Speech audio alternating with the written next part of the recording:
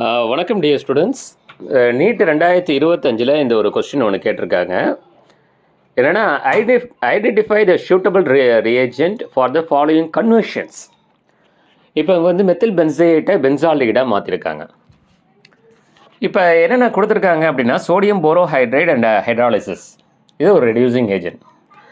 இப்போ மேலே கொடுத்ததே பார்த்தீங்கன்னா ஒரு செலக்டிவ் ரெடியூசிங் ஏஜென்ட் தான் யூஸ் பண்ணணும். இதுலேயே வந்து செலக்டிவ் ரெடியூசிங் ஏஜென்ட் எது அப்படின்னு யூஸ் பண்ண பார்த்தீங்கன்னா,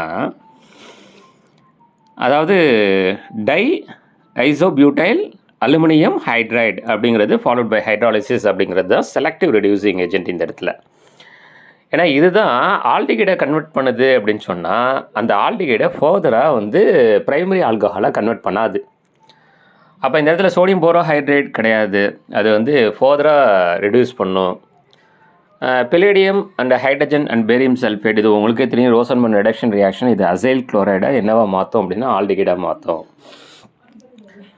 அடுத்தது லித்தியம் அலுமினியம் ஹைட்ரைடு, இது ஃபர்தராக வந்து ஆல்டிகைடை கன்வர்ஷன் பண்ணிவிடுவோம். அப்போ ஆல்டிகைடோட முடிச்சுக்கிறது யார்? ஃபர்தராக கன்வெர்ட் பண்ணாது, ஆல்டிகைடை மறுபடியும் ரெடியூஸ் பண்ணி ப்ரைமரி ஆல்கஹாலை ரெடியூஸ் பண்ணாது, அதாவது ஆல்டிகைடை ப்ரைமரி ஆல்கஹாலை ரெடியூஸ் பண்ணாது எது அப்படின்னா செலக்டிவ் ரெடியூசிங் ஏஜென்ட்.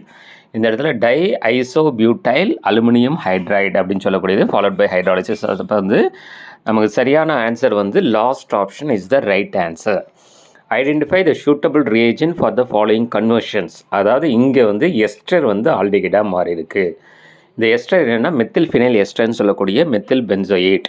கரெக்டுங்களா? ஓகேவா? அப்போ last option is the right answer.